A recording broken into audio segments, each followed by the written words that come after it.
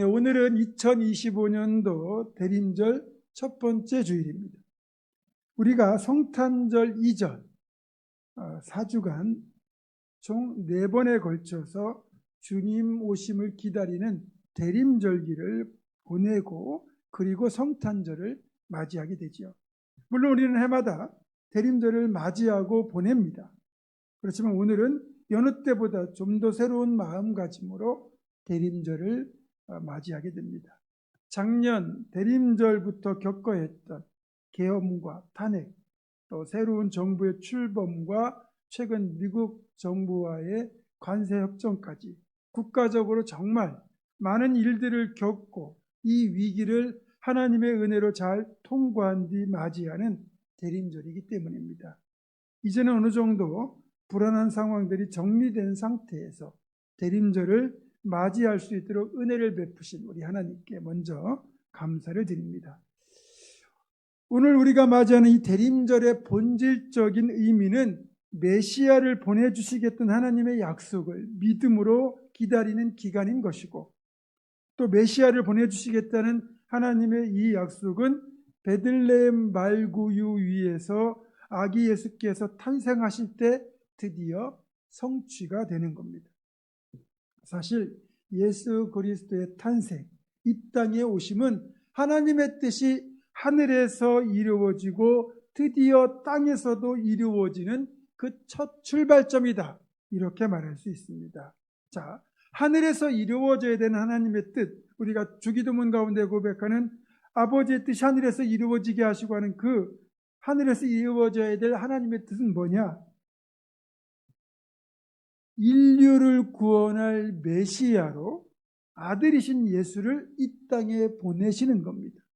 하늘 보좌에 계신 성자 예수님이 이 땅에 오시는 결정을 하시는 것이 하늘에서 이루어져야 될 하나님의 뜻이었습니다. 그런데 성자 예수님께서 성부 하나님의 그런 뜻에 순종하셔서 하늘 보좌를 포기하시고 사람이 되기로 결정하심으로써 하늘에서는 하나님의 뜻이 이루어진 겁니다. 그렇게 하늘에서 이루어진 하나님의 뜻이 이제 동정녀 마리아의 태를 빌려 성자 예수님께서 아기의 모습으로 태어나심으로써 땅에서도 이루어지게 되는 거죠. 대림절은 그렇게 하늘에서 이루어진 하나님의 뜻이 아기 예수의 탄생으로 땅에서도 이루어지기를 기다리는 절기라는 겁니다. 그러니까 대림절의 본질은 기다림이지만 가장 중요한 사실은 그 기다림의 대상입니다. 그 기다림의 대상이 바로 우리 예수 그리스도시고, 그 기다림이 드디어 성취되었다는 것을 알려주기 위하여 마태는 복음서를 기록하면서 이 사실을 성경 가장 첫 부분에 수록한 것입니다. 그것이 바로 드디어 예수께서 약속대로 이 땅에 메시아로 오셨다는 사실, 하늘에서 이루어진 아버지의 뜻이 땅에서도 이루어졌다는 사실을 알려주는 그 첫 구절이 바로 오늘 본문 마태복음 1장 1절이죠. 아브라함과 다윗의 자손 예수 그리스도의 계보라. 우리 한글 번역에는 아브라함이 다윗보다 먼저 나오지만 헬라 원문은 다윗의 자손, 아브라함의 자손 예수 그리스도의 계보라, 이렇게 다윗의 이름이 아브라함보다 앞서 나옵니다. 왜? 마태는 다윗을 아브라함보다 먼저 앞세웠을까요? 예수님의 계보가 아브라함부터 시작됩니다. 족보상으로는 아브라함이 훨씬 더 조상입니다. 그럼에도 아브라함의 자손이시지만 예수께서 다윗 왕의 자손임을 더 강조하려는 의도가 여기에 들어있다고 봐야 됩니다. 그리고 아브라함부터 시작되는 것은 기독교가 유대교와 단절되는 종교가 아니라 뿌리를 함께하는 종교라는 것, 구약과 신약이 연결되고 있다는 사실을 보여주기 위하여 그런 의미로서 아브라함과 다윗을 언급하고 있는 거죠. 그러면서 그 핵심에는 예수 그리스도께서 아브라함과 다윗을 지나는 다윗 왕의 계보를 잇는 왕으로서의 정통성을 가진 그런 분임을 이 첫 문장에서 드러내고 있는 겁니다.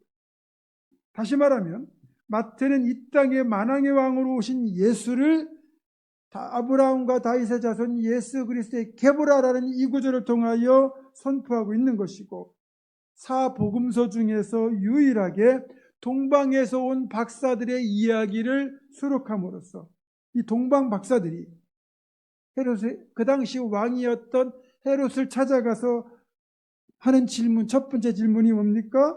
유대인의 왕으로 나신 이가 누구입니까? 라는 질문을 의도적으로 여기에 포함시키고 있는 거예요. 예수님은 이 땅에 왕으로 오신 분이라는 거죠. 그리고 메시아이신 예수님을 이 땅에 보내신 목적 자체가 그 이름에 분명히 들어있습니다. 예수라는 이 이름은 하나님께서 천사를 통해 직접 마리아의 남편인 요셉에게 지정해 주신 이름입니다. 하나님이 장명해 주신 이름이라는 거예요. 마태복음 1장 20절과 21절입니다. 이 일을 생각할 때 주의 사자가 현몽하여 이르되 다윗의 자손 요셉아 네 아내 마리아 데려오기를 무서워하지 말라. 그에게 잉태된 자는 성령으로 된 것이라. 아들을 낳으리니 이름을 예수라 하라. 이는 그가 자기 백성을 그들의 죄에서 구원할 자이심이라 하니라. 아멘. 자, 하나님께서 천사를 통해 요셉에게 태어날 아들의 이름을 예수라고 지으라고 가르쳐 주신 이유는 여기 9절에 설명하고 있는 대로 그가 자기 백성을 그들의 죄에서 구원할 자이기 때문입니다. 예수의 구약식 발음은 여호수아 또는 호세아입니다. 여호수아 호세아는 그 이름의 뜻이 여호와께서 구원하신다라는 뜻이에요. 그러니까 아들 예수를 이 땅에 보내신 이유, 예수님께서 이 땅에 오신 이유가 뭐냐? 그 이름에 그 목적이 정확히 들어있는 거죠. 그들의 죄에서 자기 백성을 구원하기 위하여. 그런데 그 구원할 자기 백성 안에 저와 여러분이 포함되어 있다는 겁니다. 따라서 예수님의 오심, 예수님의 성육신 이 땅의 탄생은 남의 이야기가 아니라 바로 나와 직접적으로 연결되는 이야기가 되는 겁니다. 그런데 또 하나, 시간이란 관점에서도 마태복음에 나오는 이 계보를 살펴봐야 됩니다. 자, 구약의 성도들이 얼마나 이 메시아를 기다려야 됐는가? 마태는 예수 그리스도의 오심에 대한 구체적인 약속이 주어진 시기를 아브라함 때라고 생각했습니다. 그러면 아브라함은 언제적 사람이냐? 예수님 탄생하기 전으로 거슬러 올라가면 주전, 그러니까 BC라고 그러잖아요. 비포 크리스트. 그러니까 주님 오시기 전 2000년 전경의 사람입니다. 그러니까 아브라함 때로부터 예수님이 오시기까지 2000년 정도가 걸렸다는 거 아니겠습니까? 첫 언약이 주어진 때로부터 예수 그리스도 탄생하기까지 우리의 상상을 초월하는 엄청난 기간이 걸렸던 겁니다. 그래서 이런 관점에서도 본다면 우리가 하나님의 약속과 일하심, 그 약속의 성취를 대할 때는 우리 사람의 시간이 아닌 하나님의 시간이라는 관점에서 봐야 되는 겁니다. 그래야 기다림을 지속할 수 있어요. 하나님의 역사는 유구한 시간을 넘어 진행되고 완성되거든요. 따라서 너무나 짧은 시간 속에서 그 끝, 성취를 보려고 하면 실망할 수 있어요.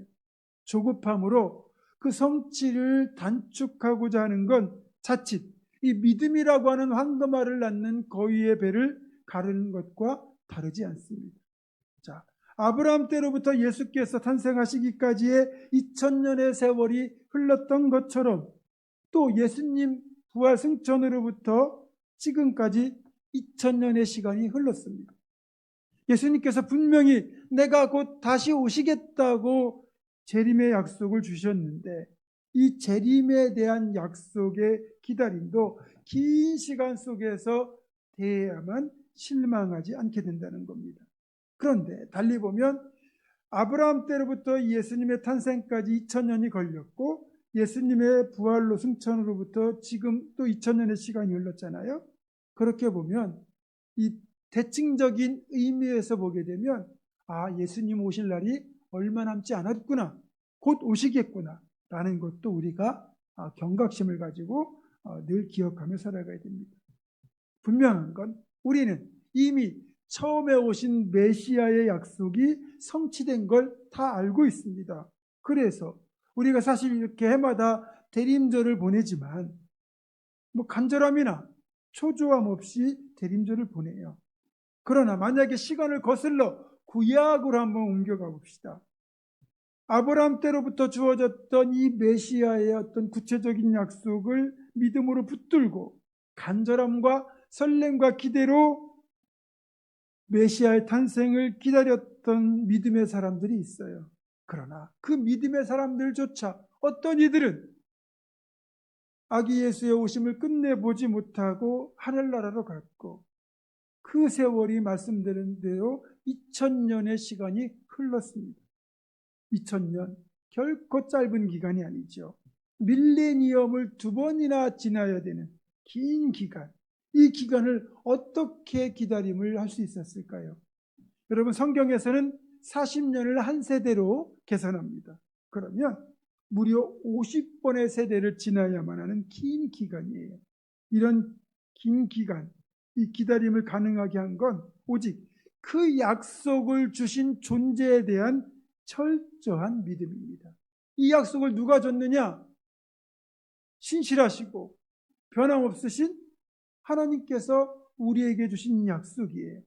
그래서 그 약속을 주신 하나님에 대한 철저한 믿음이 있을 때만 이 기다림을 할 수 있는 겁니다. 이것을 바울 사도는 데살로니가 전서에서 이렇게 구체적으로 표현합니다. 데살로니가전서 1장 3절입니다. 너희의 믿음의 역사와 사랑의 수고와 우리 주 예수 그리스도에 대한 소망의 인내를 우리 하나님 아버지 앞에서 끊임없이 기억하미니. 여기 보면 믿음의 역사, 사랑의 수고, 소망의 인내가 나오잖아요. 믿음은 역사를 일으키고, 그렇죠? 사랑은 수고가 수반되고, 소망에는 인내가 필요하다는 것도 우리가 알 수 있지만, 기나긴 기다림을 계속할 수 있는 이 인내야말로 오늘 이 성경의 말씀대로 믿음과 사랑과 소망이 함께 가야만 가능하다는 거예요. 보세요. 약속을 나에게 준 상대방에 대한 믿음이 없다면 우리는 기다림을 지속할 수 없습니다. 우리가 평소 어떤 약속을 할 때 이 사람이 틀림없는 사람이라면 때로는 그 약속의 성취가 좀 늦어지더라도 그 사람을 신뢰하기 때문에 우리는 그 시간을 흔들림 없이 기다릴 수 있어요. 그러니까 약속을 한 상대방에 대한 깊은 사랑이 그 믿음의 바탕에 있을 수 있어요. 자, 내가 누구를 믿는다는 건 그 사람을 그만큼 내가 깊이 사랑하기 때문에 믿는 거예요. 그러니까 사랑과 믿음이 함께 가겠죠. 자, 그러면 누군가를 진정으로 사랑하니까 그 대상을 믿게 되고 그 대상을 믿으니까 그 대상이 나에게 한 약속을 믿고 기다림을 지속할 수 있는 것이고, 그 기다림이 반드시 이루어질 것을 의심 없이 바라보고 나아가는 걸 우리는 소망이라고 부르는 겁니다. 그러니까 소망은 반드시 사랑과 믿음이 있어야만 가능한 거죠. 이 사실을 꼭 기억하셔야 됩니다. 자, 그래서 오늘 기다림에 대한 이야기를 계속하고 있는데, 저는 로또 복권을 한 번도 사본 적이 없습니다. 여러분 중에는 여러 번 사보신 분들 계실 거예요. 그런데 한 달 전에 제가 이 옆에 부모님 사거리에 바실리아로 커피를 마시러 갔다가 사장님이 이제 로또 복권 한 장을 저에게 선물로 주셨습니다. 선물로 받은 것이니까 만약에 로또 복권에 당첨이 된다면 말 그대로 제가 노력한 게 아니잖아요. 제 주머니에 지갑을 열어서 한 게 아니잖아요. 그래서 만약에 당첨이 되면 제가 노력한 것이 전혀 없는 일확천금일 것이기에 혹시 당첨된다면 전액 건축원금으로 드리겠노라고 생각했습니다. 결과가 어떻게 되었을까요? 제가 매달 일정하게 드리는 건축원금에 따로 드려진 게 없으니까 재정부에서 알 겁니다. 꽝이라는 거죠. 숫자가 하나, 두 개 맞았더라고요. 그런데요, 불과 이 몇천 원에 불과한 로또 복권 당첨 결과가 나오기까지 혹시나 하는 기대감으로, 행복과 설렘으로 제가 보냈습니다. 그런데 이 심리적인 관점에서 보니까 불과 몇천 원에 한 주간 로또 복권에 당첨될 거라는 기대감과 설렘, 그걸로 행복을 살 수 있다는 사실을 알게 된 거예요. 가성비 측면에서 보면 정말 적은 돈으로 행복을 살 수 있는 최고의 방법이다라는 생각도 들었습니다. 앞으로 저는 로또 복권 사지 않을 겁니다. 그러나 로또 복권 한 장으로 이렇게 한 주간 소소한 행복을 누리는 분들을 이제는 더 이상 뭐라고 하지 않기로 결정을 했습니다. 자, 그러면 이번에는 좀 더 심각한 상태의 노인 사람을 보겠습니다. 만약 사형 선고를 받은 사형수가 있다고 생각해 보십시오. 이 사형수가 로또 복권 한 장을 샀다고 일주일이 행복할까요? 여러분, 사형수가 로또 복권 1등에 당첨된들 그 돈이 무슨 의미가 있겠습니까? 죽음을 앞둔 사형수에게는 소소한 행복 자체가 의미가 없어요. 이 사형수에게는 유일한 소망이 뭐겠습니까? 사형이 취소되고 내가 자유를 얻게 된다는 소식만이 그가 품을 수 있는 유일한 소망입니다. 그리고 멀쩡한 사람이라도 소망을 잃어버리는 건 곧 죽음과도 같다는 2차 대전 나치 독일의 아우슈비츠 수용소에서 3년을 갇혀 지냈던 오스트리아의 정신과 의사인 빅터 프랭클은 사람을 죽음으로 몰고 가는 가장 큰 원인이 무엇인지 이 수용소에서 생생하게 목격했다고 자기 책에서 기록하고 있어요. 그게 뭐냐? 소망을 잃어버리는 거였다는 겁니다. 그 수용소에는 그해 5월 말이면 전쟁이 끝날 거라는 확신 속에 아주 낙관적으로 살던 한 사람이 있었는데 아무리 때가 되어도 5월이 지나도 아무런 일이 일어나지 않으니까, 자기가 기대했던 일이 일어나지 않으니까 갑자기 면역력이 뚝 떨어져서 디프테리아에 감염되어 죽었던 겁니다. 빅터 프랭클은 이 사실을 지켜보면서 아무리 건강했던 사람이라도 소망을 잃으면 맥없이 죽음 앞에 무릎을 꿇고 만다는 걸 알게 된 거예요. 그래서 빅터 프랭클은 우리가 왜 소망을 품어야 하는지를 일관되게 강조해 왔습니다. 여러분, 우리 신앙인에게 있어서도 소망은 아주 중요한 요소입니다. 그래서 사탄이 우리에게 의심과 불안과 그리고 불평, 절망을 품게 해서 우리에게 있는 소망을 앗아가려고 하는 거거든요. 조금만 힘들어도, 조금만 일이 안 풀려도 우리는 낙심하고 절망하지요. 소망을 잃어버립니다. 그건 하나님이 주시는 마음이 아니에요.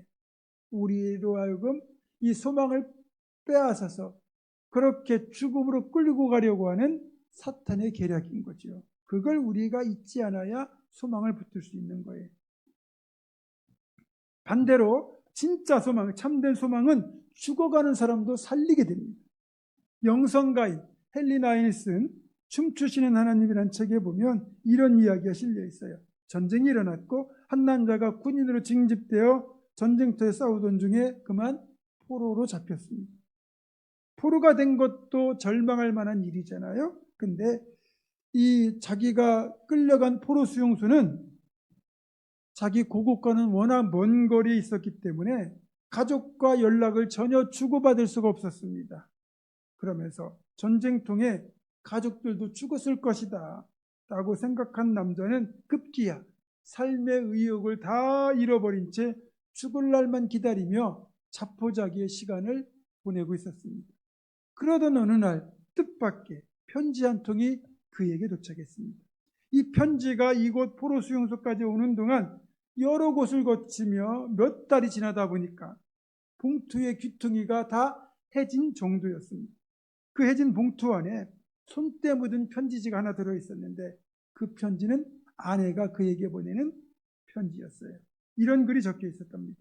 사랑하는 여보, 당신이 집에 돌아오기만을 기다리고 있어요. 가족은 다 무사히 지내고 있고 여기는 다 괜찮으니 걱정하지 마세요.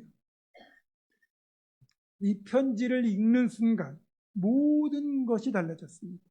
이 남자에게 있어서 몇 달 전이나 지금이나 자기가 포로란 그 사실, 빈약한 식량 배급을 받아 먹어야 되고 매일 중노동에 시달려야 되는 상황은 동일한데, 이제 그는 자신의 석방과 귀가를 기다리고 있는 가족들이 있다는 사실 하나로 소망을 품게 되었고, 그날 이후 삶의 질 자체가 확연하게 달라졌습니다. 그는 소망 때문에 행복한 기다림을 할 수 있었지요.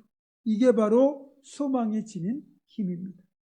오늘부터 시작되는 대림절은 이런 소망으로 메시아이신 예수님, 나의 구원자가 되시는 예수를 기다리는 절기입니다. 그런데 우리가 읽었던 누가복음 2장 25절에는 진짜 메시아이신 예수를 소망 가운데 기다렸던 믿음의 사람 한 분이 등장합니다. 바로 시몬이죠. 예루살렘에 시므온이라는 사람이 있으니 이 사람은 의롭고 경건하여 이스라엘의 위로를 기다리는 자라, 성령이 그 위에 계시더라. 이 시몬의 기다림을 지금 들여다볼 건데요. 이어지는 26절을 보면 이렇게 되어 있어요. 그가 주의 그리스도를 보기 전에는 죽지 아니하리라는 성령의 지시를 받았더니. 여러분, 시몬이 성령의 지시로 죽기 전에 예수를 볼 거라고 하는 그 지시를 언제 받았는지는 알 수가 없습니다. 젊은 시절에 받았는지, 중년에 받았는지, 노년에 받았는지는 알 수가 없어요. 그러나 성령께서 분명히 그에게 죽기 전에 메시아를 보리라고 말씀하셨다면, 그래서 그 말을 시몬이 믿고 있었다면, 적어도 시몬의 기다림만큼은 그래도 성취를 볼 수 있다는 그런 확신 속에 기다려지는 행복한 기다림 아니었을까요? 그토록 기다리던 2000년이 넘게 기다렸던 모든 유대인들이 간절히 기다렸던 그 메시아가 내가 죽기 전에 오시겠다고 성령께서 알려주셨다면 나는 그분을 볼 수 있겠구나 라는 확신 속에서 시몬이 얼마나 행복한 기다림을 할 수 있었을까요? 만약 우리가 시몬처럼 확신 속에서 주님 오심을 기다릴 수 있다면 이번 성탄절을 기다리는 우리의 기다림도 똑같이 행복하지 않을까요? 그냥 습관적으로 보내는 대림절이 아니라, 그냥 12월 말이 되면 맞이하는 성탄절이 아니라 진짜 시몬처럼 행복한 기다림으로 보내는 대림절이 된다면 우리가 이번에 맞이하는 성탄절은 그 어느 때보다 감격의 성탄절이 될 것입니다. 생텍쥐베리가 쓴 어린 왕자라는 책을 보면 어린 왕자가 여우와 대화를 나누는 내용이 나오거든요. 그때 여우가 어린 왕자에게 이런 말을 합니다.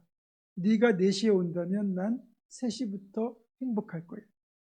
여러분, 진짜 좋아하는 사람을 어떤 특정 시간에 만나기로 약속하면 약속 시간이 다가올수록 우리는 점점 더 행복해집니다.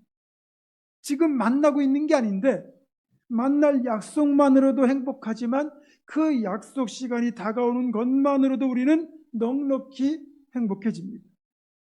이것이 바로 우리를 행복하게 만들어주는 기다림의 특징이에요. 돌이켜보면 저는 중고등부가 되면서, 그러니까 어린 시절 중고등부가 되면서 해마다 이때쯤이면, 대림절이 시작될 때쯤이면 행복하기 시작해집니다. 성탄절 전날 축하 행사를 하고 올라이트를 하고 새벽송을 들고 또 성탄절에 주고받는 성탄절 카드 등 그런 특별한 느낌 때문에 그런 느낌을 기대하면서 12월 내내 행복하게 보냈던 기억이 있습니다. 이때는 매일 수업이 끝나면 교회로 가서 선배 형 누나들 그리고 동기 친구들 후배들과 어울려서 성탄 축하 발표회를 준비하고 연습하고 그러면서 성탄절까지 내내 행복했습니다. 또 길거리를 나가보면 예쁘게 장식되고 작은 불빛들이 반짝이는 그런 크리스마스 트리들이 있고 레코드 가게에서 울려나오는 크리스마스 캐럴, 그리고 흰눈이 내리는 겨울 풍경, 그리고 김이 모락모락 나는 호빵 하나로도 행복했던 기억이 있습니다. 그런 기억들 다 여러분들도 있으시잖아요. 그런 우리들이었는데 지금은 이런 행복, 이런 낭만은 다 사라지고 메마름이 가득하고 개인적인 분주한 일로 우리는 그렇게 바쁘게 살아갑니다. 그러다 보니 이제는 유일한 즐거움이 성탄절 축하 행사 때 교회 학교 우리 친구들이 하는 발표회밖에 없습니다. 여러분도 동의하시겠지만 교회 학교에서 준비한 공연이 그렇게 저는 좋을 수가 없어요. 가끔은 그 공연에 다른 부서나 기관에서 특별 출연을 하게 되면 그 기쁨은 2배가 됐죠. 이번 성탄절 공연도 저는 정말 기대하고 있습니다. 그리고 이번 설교를 준비하면서 소망에 대해 생각하다가 이 진짜 소망이라면 이 가짜 소망, 헛된 소망과 뭐가 다를까? 그런 차이점도 고민해 보았습니다. 그러다가 진짜 소망은 그 느낌이 따뜻하다라는 거였습니다. 우리가 맞이하는 성탄절은 12월 말에 있잖아요. 겨울의 한복판에 있습니다. 지금이야 우리가 워낙 난방이 잘 되는 세상, 오리털 거위털로 채워진 따뜻한 외투를 걸치고 다니기 때문에 추위를 잘 모릅니다. 하지만 수십 년 전, 아까 말씀드린 대로 제가 초등학교, 중고등학교 시절 그때만 생각해봐도 겨울이 정말 추웠거든요. 그런데 그 추운 겨울, 성탄절을 향하여 가는 그 여정에 기다림의 소망이 주는 그 따뜻함으로 그 추위를 넉넉히 견딜 수 있었습니다. 생각해보면 진짜 소망은 그래서 우리의 추위를 녹여줄 만큼 따뜻합니다. 말씀을 맺습니다. 2025년 대림절이 시작되었습니다. 아브라함 때로부터 시작된 메시아에 대한 기다림을 시몬은 소망을 품고 행복하게 기다렸습니다. 우리도 이 대림절 기간을 따뜻한 소망으로 가득 채워서 행복한 기다림을 하는 대림절 기간이 될 수 있기를 주님의 이름으로 축원합니다. 기도하겠습니다. 약속을 성취하시는 하나님, 아브라함과 다윗의 자손으로 왕으로 오시는 예수님을 소망 가운데 행복하게 기다리는 우리가 되게 하여 주옵소서. 이번 대림절 기간이 이런 행복한 기다림으로 가득 채워지는 따뜻한 소망의 절기가 되기를 간구하오며 우주 예수 그리스도의 이름으로 기도드립니다. 아멘.